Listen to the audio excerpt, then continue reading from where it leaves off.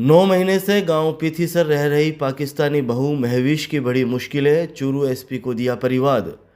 चूरू जिले के गांव पीथीसर में रह रही पाकिस्तानी बहू महविश की मुश्किलें बढ़ती जा रही है।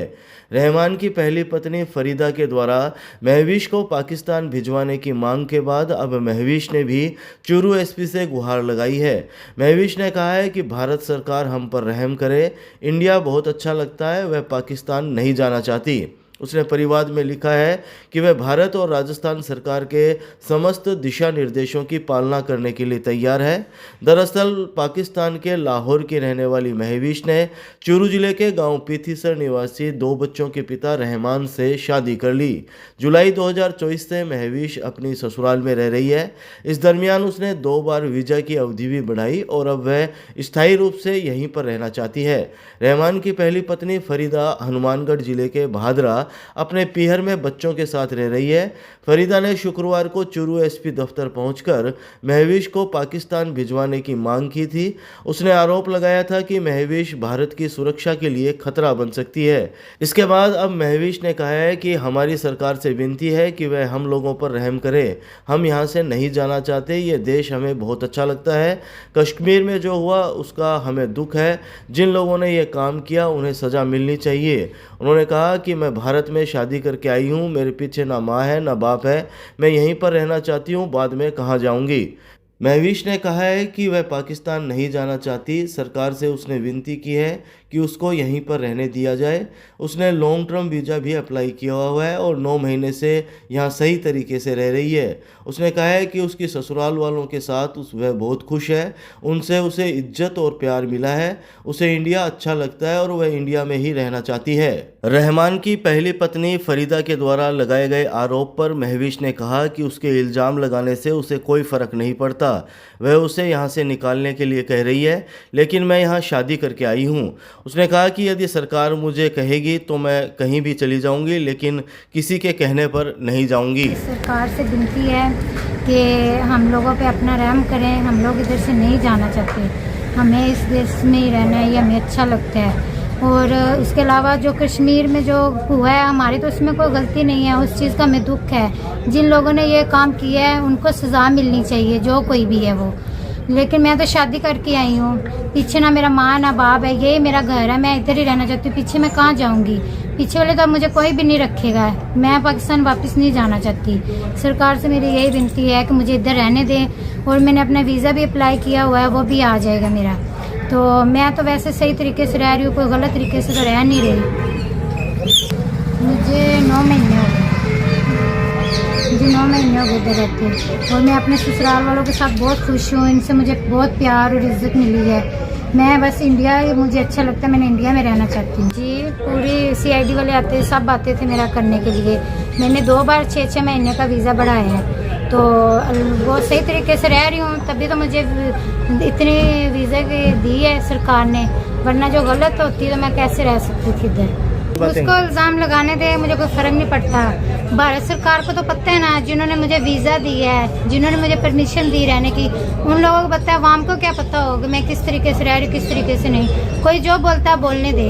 वैसे भी वो बोलना चाह रही है कि भी इसको निकाल लें यहाँ से। मैं कोई इस तरह तो बैठी नहीं हूँ, शादी करके आई हूँ मैं तो सही अपने सही हक से बैठी हूँ। जो बोलता है बोलता रहे, मुझे कोई फ़र्क नहीं पड़ता किसी के बोलने से। जब मुझे भारत सरकार ने मुझे परमिशन दी, वीज़ा दी है, उन्होंने दी है, तब भी मैं रह रही हूँ। जब सरकार बोलेंगे तब मैं चली जाऊँगी, मैं किसी और के कहने पे तो जाऊँगी ही नहीं।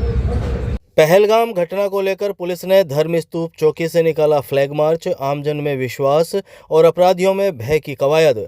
जम्मू कश्मीर के पहलगाम की घटना को लेकर चूरू की धर्म स्तूप चौकी से DSP सुनील झाझड़िया की अगुवाई में रविवार को पुलिस ने फ्लैग मार्च निकाला। शहर के लाल घंटाघर राम मंदिर, गढ़ चौराहा, सफ़ेद घंटाघर, सुभाष चौक, धोबी चौराहा से होते हुए नई सड़क तक फ्लैग मार्च निकाला गया। DSP सुनील झाझड़िया ने शाम 6 बजे करीब बताया कि पहलगाम की घटना को लेकर शहर के आमजन में पुलिस के प्रति विश्वास और अपराधियों में भय को लेकर यह फ्लैग मार्च निकाला गया है। उन्होंने बताया कि कोई भी व्यक्ति सोशल मीडिया मीडिया व फेसबुक पर किसी भी तरह की कोई ऐसी आपत्तिजनक टिप्पणी ना करे जिससे माहौल में वैमनस्यता उत्पन्न हो। उन्होंने कहा कि शांति और सौहार्द बनाए रखना हमारी सर्वोच्च जिम्मेदारी है।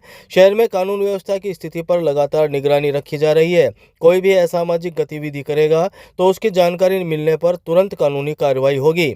शहर में कानून, सुरक्षा और शांति व्यवस्था पर पुलिस की नज़र 24 घंटे रहेगी। उन्होंने कहा कि शहर में कानून और सुरक्षा व्यवस्था की सुनिश्चितता के लिए सभी मुस्तैद हैं। क्षेत्र की समस्त गतिविधियों पर निगरानी की जा रही है। जम्मू कश्मीर में पहलगाम की घटना को लेकर पुलिस मुख्यालय से निर्देश प्राप्त हुए। उस संबंध में आज जिला चूरू मुख्यालय पर फ्लैग मार्च निकाला जा रहा है, जिसमें सदर, कोतवाली व पुलिस लाइन का जाब्ता सम्मिलित रहेगा। RSC का रिजर्व जाब्ता भी सम्मिलित रहेगा।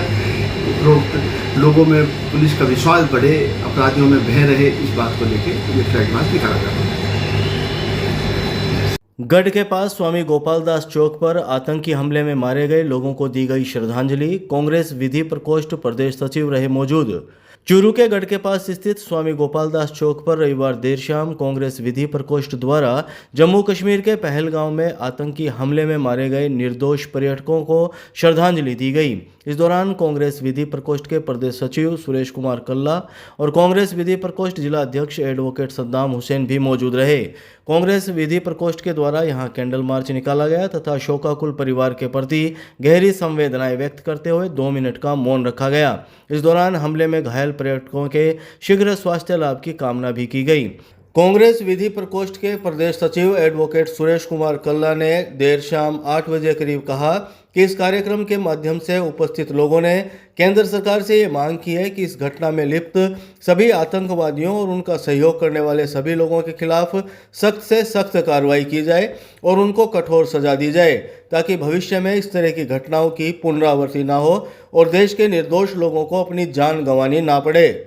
कार्यक्रम में चूरू जिला कांग्रेस कमेटी विधि प्रकोष्ठ के जिला अध्यक्ष एडवोकेट सद्दाम हुसैन, हसन रियाज चिश्ती, युवा कांग्रेस विधानसभा अध्यक्ष सोहेल खांडी के, कांग्रेस मंडल महासचिव अज्जू लुहार, एडवोकेट विनय शर्मा, सपना शर्मा, रमजान कुरैशी, सुरेंद्र बागड़ी, चंद्रभान मेहरा, हिमांशु स्वामी, कपिल भाटी, अशोक पंवार सहित बड़ी संख्या में लोग मौजूद रहे।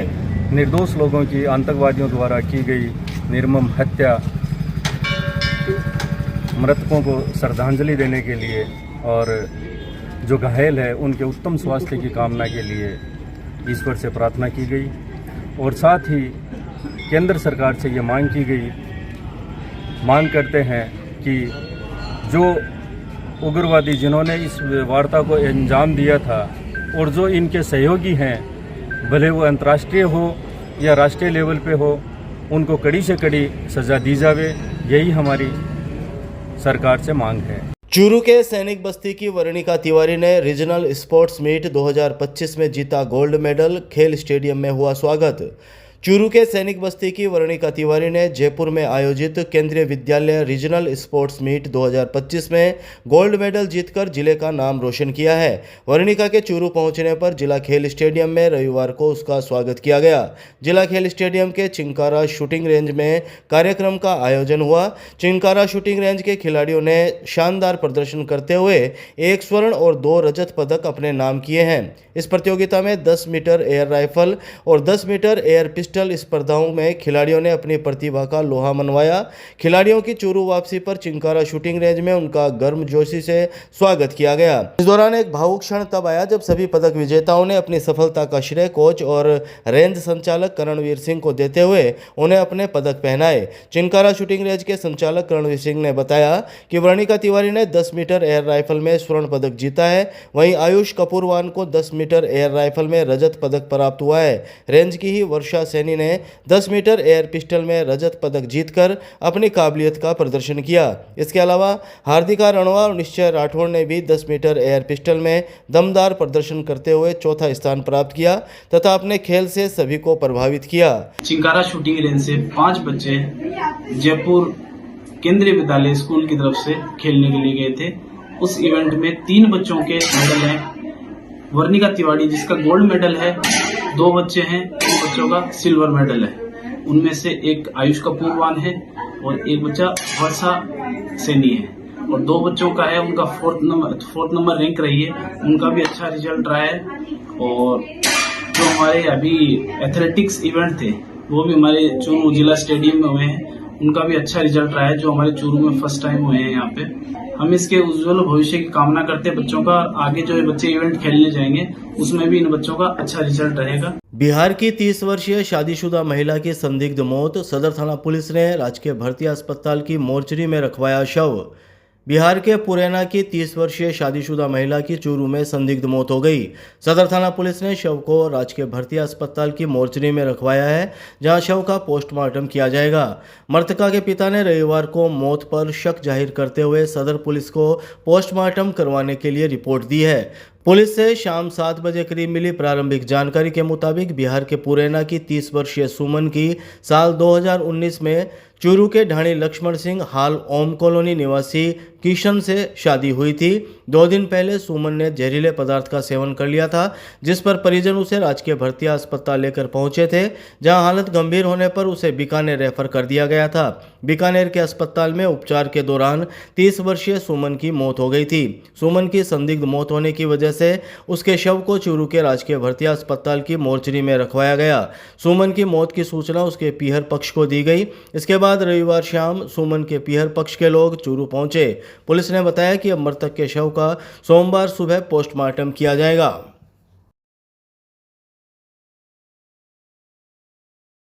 जयपुर रोड पुलिया के पास श्रमिक पर मधुमक्खियों ने किया हमला, जिला अस्पताल में चल रहा इलाज।